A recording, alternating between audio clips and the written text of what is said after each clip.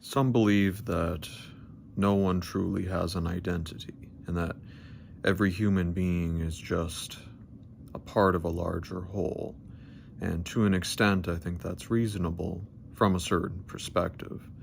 But it also ignores the fact that people do have distinct identities. We are different people. Just because we do share things in common and are, in a sense, a part of a larger whole, that doesn't mean that we are not also distinct people, distinct units, distinct individuals. To ignore that is to ignore part of what makes us the same, a large part of what makes us the same. We share things, we share a lot in common, but we're also undeniably different from each other. We are not literally the same entity, at least not completely.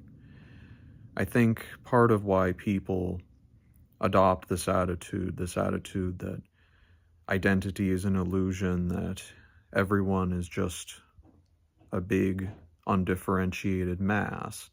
I think when it comes right down to it, they choose this approach to life because it's easier, it's simpler than perhaps recognizing that we have a self, each of us has a self, and so to get anywhere in life, to understand ourselves better, to understand the world better, we have to seek self-knowledge. We have a responsibility to seek self-knowledge. We have to really delve deep and experience a lot of pain and suffering to understand who we are, to allow the pain to boil away the parts of us that are not truly who we are, and that reveals who we truly are. And it's a difficult thing. It's the most difficult thing in life to experience this. But if we don't, we'll never truly know who we are. We'll never truly understand ourselves. And if we don't understand ourselves, how can we hope to understand anyone else? And if we don't strive to understand others, then how can we understand something greater than ourselves? How can we understand that which is our shared identity and our shared qualities that spread across all of humanity and that we do all share, the things that we hold in common? That's something perhaps even beyond self-knowledge, knowledge of humanity as a whole. But we have to have self-knowledge. We have to recognize the fact that we are individuals above all else in order to understand what binds us together and to understand the bigger picture, to understand what makes us one whole comprised of many different parts. I think people turn away from the self-evident nature of identity and individual qualities. I think they, for the most part, I'm not saying everyone does it for these reasons, just generally speaking, I think people turn away from self-knowledge and recognizing that we are individuals. I think they turn away from it because it's much easier to do so. It's a form of self-obliteration. It's recognizing none of what we truly are because the process of recognition is so painful and difficult and arduous and, in the short term at least, often thankless. It's something that has to be undertaken for its own qualities, for its own merits. It has to be something that we honestly pursue by choice, not for any material reward, not for even necessarily for any short-term emotional reward. It's something we have to pursue because we genuinely seek the truth of things. We have to make that choice and we have to feel that urge. It has to be something that truly resounds within our hearts. It has to be something that we can't escape the desire for. So we have to make the conscious choice to honor what's in our hearts and pursue it. But on the other hand, if someone decides for themselves, if they decide for themselves that no one truly has an identity, there is no such thing as true self-knowledge, if they get themselves into that mental space, then that's a much easier course to take, because, well, that means that they don't really have to do anything. They don't have to suffer. They don't have to undergo strenuous tasks. They don't have to pursue the truth. They don't have to suffer for the truth. They think that they just know the truth. And the truth is simple, but the truth is complex. The truth is something that you have to experience and you have to suffer for.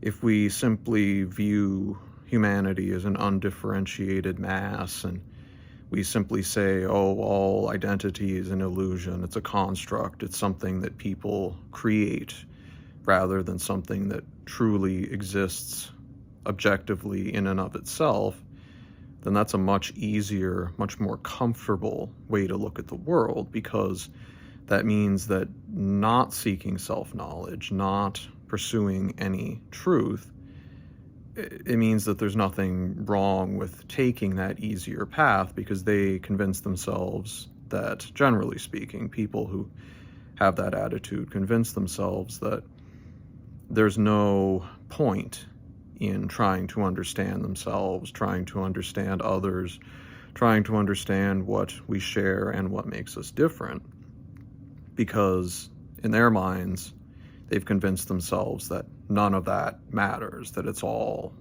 made up. It's all just something that the human mind creates to protect itself. But ultimately, aren't they just trying to protect themselves? Isn't that more of a psychological defense mechanism than accepting what is, I think, self-evident, which is to say that we are different. We share much as human beings, but we are not literally the same. So how could identity, how could the self not exist? It's very, very obvious, it's very apparent to someone who is being honest, who is not afraid of recognizing the truth that self does exist. We do possess the self. We are different.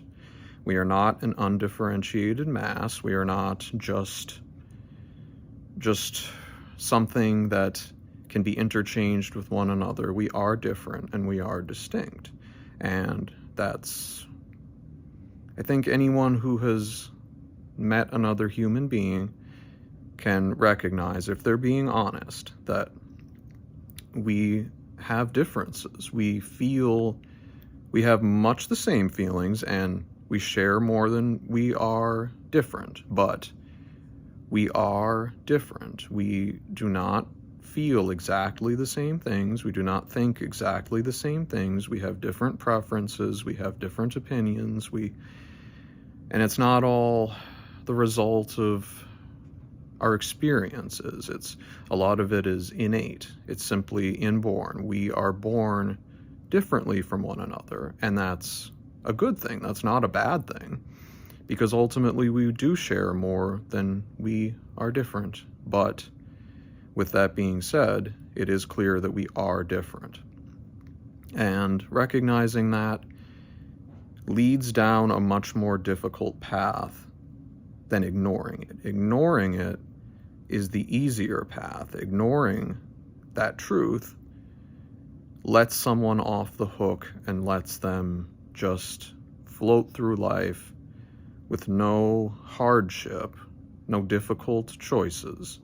They can just give up and feel self-satisfied with the idea that they have discovered the truth. But you can't discover the truth without hardship. The hardship is what leads us to the truth. Suffering and difficulty, these lead us to the truth. Giving up, in the sense of in the sense of assuming that one has all the answers. That sort of giving up can't lead someone to any kind of genuinely meaningful truth.